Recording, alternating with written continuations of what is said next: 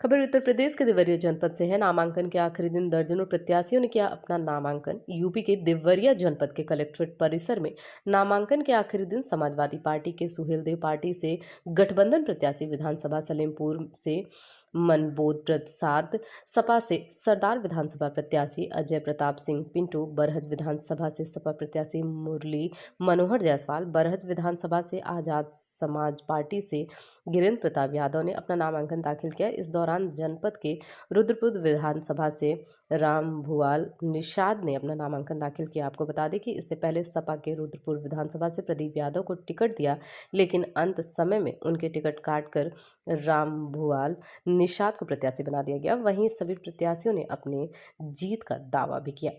देवरिया से हमारे संवाददाता प्रदीप श्रीवास्तव की रिपोर्ट। अपना नामांकन किया। आरोप है वहाँ बरस की जनता का कि जो भी प्रत्याशी वहाँ हुए जनता से छलावा हुआ है। आप कि कैसे इस छलावे को दूर करेंगे?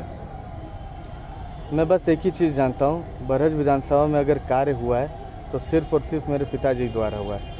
सरकार से कोई मतलब नहीं। सरकार तो हर सरकार सुविधा देती है, नीति लाती है जन समस्याओं को दूर करने के लिए, पर जो विधायक होता है अगर वही निठल्ला हो जाए तो उसकी बात ही क्या है। तो मैं अपने पिताजी को रोल मॉडल मानता हूँ। उनके पद चिन्हों पर चलते हुए अपनी क्षेत्र की जनता का समस्या का संविधान करूँगा और क्षेत्र का विकास करने, बस यही मेरा एक मकसद है। मतलब जहाँ से वो विकास छोड़ के गए थे वहाँ से आप शुरुआत करें? बिल्कुल बिल्कुल करेंगे। उसके बाद विकास ही काम हुआ। 2007-12 के बाद पिताजी ने जो कार्य किया था उसके बाद आप खुद देख लीजिए।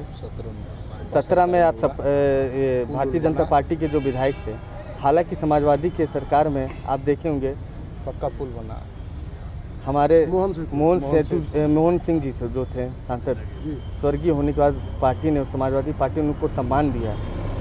बरहज में उनके नाम पर मोहन सेतु के नाम से पुल का निर्माण किया जा रहा है, जिसको भारतीय जनता पार्टी ने अपनी सरकार में रोक लगा दिया। पक्का घाट बनवा और भारतीय जनता पार्टी 5 साल में अपनी एक रोड 5 किलोमीटर रोड बचा था, उस 5 किलोमीटर को तक नहीं बना पाए। तो क्या केवल चुनाव लड़ना? बरहज विधानसभा में आपके परिवार की राजनीति में काफ़ी बैठ रही है और आप इस बार सपा से टिकट पाएँ जी, क्या लगता है आपको जीत के प्रति कितना आश्वस्त है? बिल्कुल आशीर्वाद रहेगा। मेहनत करने का समय, मेहनत भरपूर डबल मेहनत किया जाएगा और सबका आशीर्वाद रहा तो बिल्कुल आप लोग के समक्ष जीत के वापस आएगा। विधानसभा में बसपा से आप दूसरे नाम पर रहे थे, बने रहे थे, अब सपा में आ गए हैं, उसमें क्या कहना चाहते हैं? बस समाजवादी पार्टी को कैसे जीत दिलाया जाए, उनकी सरकार को लाया जाए, इसी पे मंथन करना है, इसी पे कार्य करना है। एक लड़ाई, वहाँ कोई लड़ाई नहीं है। समाजवादी पार्टी बहुत वोटों से जीतेगी। आपका सहयोग चाहिए। वहाँ सच्चाई कुछ और है। जयप्रकाश निषाद जो मंत्री हैं, वो न क्षेत्र का विकास किए हैं, न लोगों का सम्मान किए हैं। विकास उनका खुद का हुआ है और वो अपने विकास में पीछे नहीं रहे। कई 100 रजिस्ट्री कराए हैं 3 सेट में। क्या उपलब्धियाँ, क्या करेंगे आप चुनाव जीतने के बाद? उपलब्धि क्या, जो हमारे पिताजी का अधूरा कार्य है उसको पूरा करने की कोशिश करूँगा। उसके बाद आगे का नया कार्य योजना तैयार करेंगे।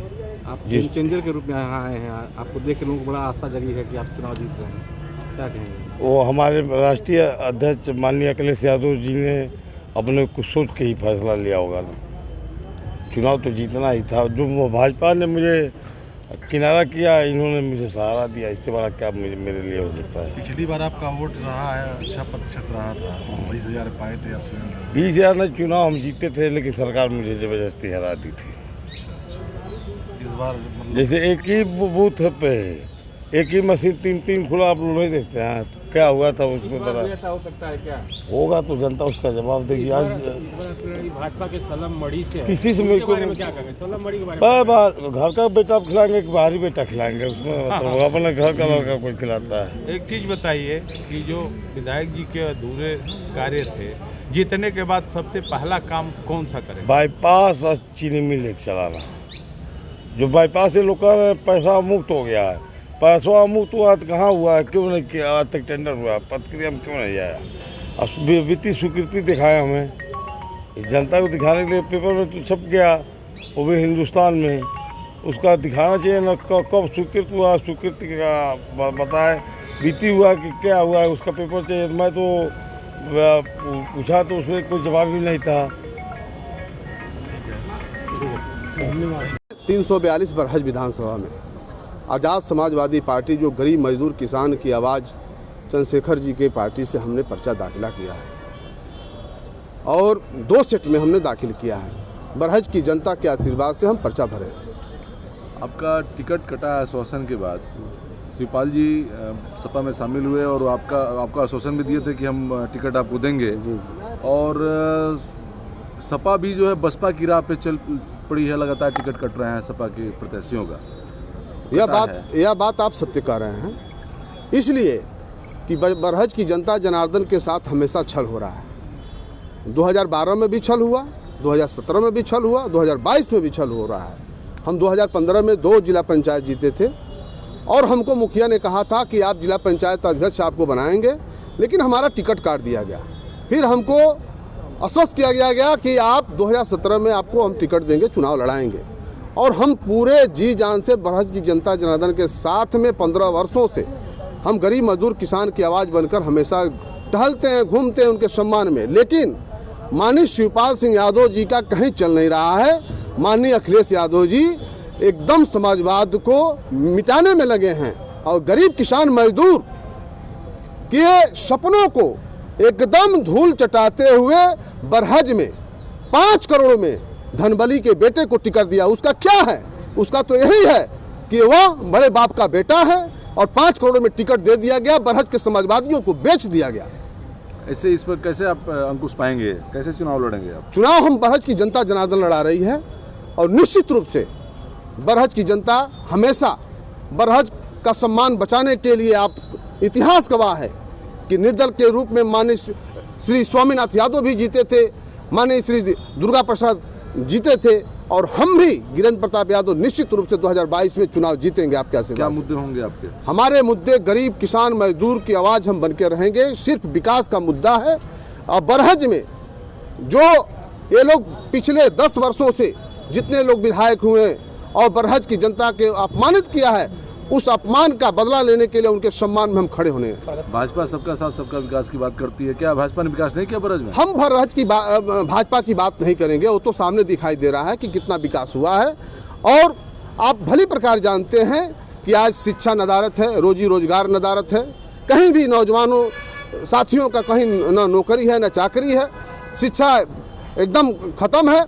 तो हम यही चाह रहे हैं कि हम विधायक बनेंगे तो निश्चित रूप से पहली प्राथमिकता होगी शिक्षा, स्वास्थ्य, रोजी रोजगार और नौजवानों के लिए विशेष करके। आपका टिकट इन मौके पर मिला है, प्रदीप यादव टिकट लेकर आए समाजवादी पार्टी से रुद्रपुर से और इन मौके पर कट गया उनका टिकट, आपको मिल गया है, इसके पीछे क्या वजह है? वो बागी के रूप में भी निर्दल भर भी रहा है। नहीं, टिकट तो मेरा ही फाइनल था, लेकिन कुछ रणनीति के तहत ऐसा हुआ था।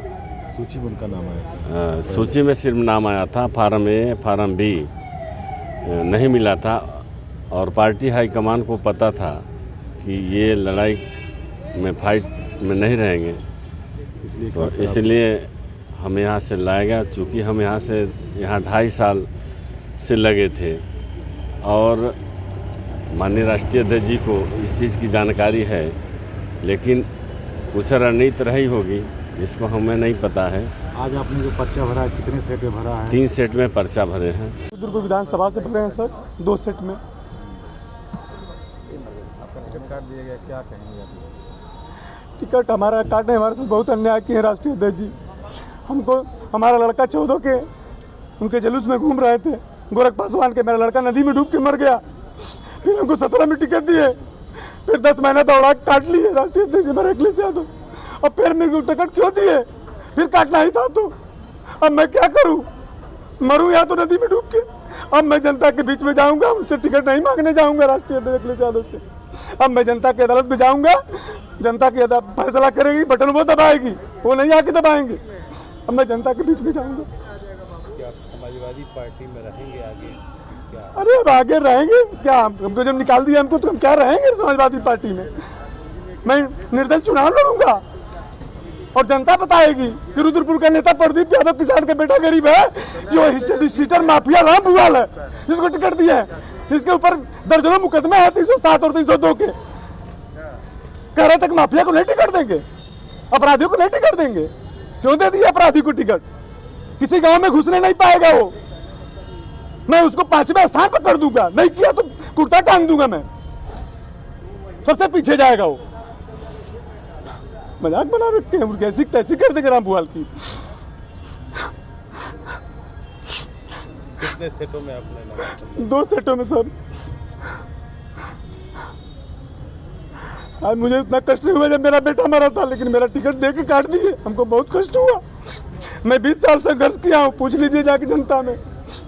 मैं बहुत जनता में संघर्ष किया, 20 साल कोई धरना प्रदर्शन किए हैं रामभुआल जी? हाँ, कहाँ के हैं? चिल्लू पार गोरखपुर से आके लड़ेंगे, बाहर ही हो कि चुनाव? रुद्रपुर का बेटा नहीं लड़ेगा, रुद्रपुर का नेता कोई नहीं पैदा होगा। अन्याय किए हमारे साथ। अब तो जनता उनको बता दे, किसी गांव में घुस नहीं पाएंगे वो, रुद्रपुर में घुस जाएंगे तो देखिएगा आप लोग, आप करिए कवरेज वहाँ जाके। याद बना रखे हैं, ऐसी तैसी कर देंगे उनकी। मैं सुहेल देव भारतीय समाज पार्टी से 2 सेट में पर्चा भरा हूँ। समाजवादी पार्टी गठबंधन और समाजवादी पार्टी का गठबंधन है। क्या प्राथमिकता होंगी? प्राथमिकता हमारी तो ये होगी कि अब जीत जाए, सरकार बनती है तो हमारे राष्ट्रीय अध्यक्ष का आप घोषणा पत्र देख ही रहे हैं कि पुरानी पेंशन बहाल करना, समाजवादी पेंशन देना, 10 लाख लोगों को रोजगार देना, IT सेल में भर्ती करना, तमाम हमारी योजनाएँ हैं जो हमारी प्राथमिकता में है, जिसके लिए क्षेत्रीय विकास तो आता ही है, लेकिन हम अपने मुद्दों को आपको दे रहे हैं कि जिससे कि हम उस चुनाव लड़ रहे हैं। आपकी लड़ाई किससे है?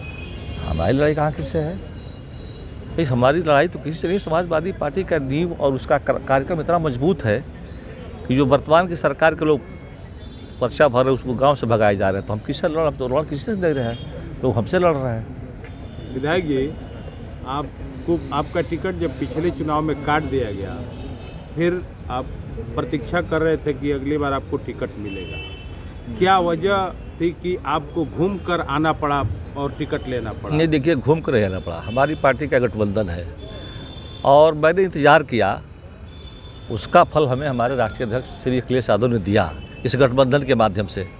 आपकी लड़ाई किससे है? हमें किसी से लड़ाई नहीं है, जीतने के लोग हमसे लड़ रहे हैं। हमारी लड़ाई किससे है? नहीं मिला आपको, गठबंधन से मिला? नहीं, इसलिए कि हमारी पार्टी का गठबंधन है सर। तो है, लेकिन नहीं, डायरेक्ट नहीं, ये आपको बता दे रहा हूँ। आप सुन लीजिए, वो उन्होंने एक चालाकी किया है कि प्रदेश में जितनी उनको सीटें मिली है सब अनुसूचित सीट ले लिया उन्होंने। जिस रात मेरा कोटा वहाँ फंसा था, इसी की वजह से मैं रात में मेरा टिकट जो है कन्फर्म हुआ, नहीं तो मेरा साइकिल ही पार्टी बदल गई ना, सपा तो नहीं रहेगी। अरे भाई, हम तो गठबंधन में है ना, हम तो। चुनाव चिन्ह क्या रहेगा आपका? चुनाव चिन्ह मेरी छड़ी रहेगी, लेकिन हमारा उनका आंतरिक व्यवहार है, प्यार है, उसके साथ हम लोग दोनों एक साथ हैं, हम एक साथ मिलकर इस अंजाम देंगे, लड़ाई लड़ेंगे। प्रधान हो गई, उनका विकास तो हुआ, लेकिन क्षेत्र में आप जाएंगे तो कोई भी उनको सही भाषा का प्रयोग नहीं करता। उनके जनता वहाँ एक मजबूत नेता, एक ईमानदार नेता की खोज कर रहे थे, उनको मिला है। और ऐसा आप तो सब कुछ जानते हैं, कुछ छिपा नहीं है। जैसे आप जाएंगे क्षेत्र में सब पता चल जाएगा क्या हो रहा है। बहुत मजबूत भर के आ रहा है, क्योंकि विधायक वहाँ उनके पास पूंजी नहीं है, वोट की पूंजी नहीं है। और हमें इतना तो जानकारी है कि हमसे बेहतर काम न विकास का, न लोगों की समस्या के सुनवाई का, या उन जनता को सम्मान देने के मामले में हमसे ज़्यादा कोई नहीं दिया है। बागी मित्रों को कैसे लेके चलेंगे? बागी हुए हैं तो अब उनके विषय में ज़्यादा हम कुछ नहीं कह पाएंगे। वहाँ जनता लड़ रही है, जनता को आवश्यकता है अच्छे नेता की। धन्यवाद। जी, धन्यवाद।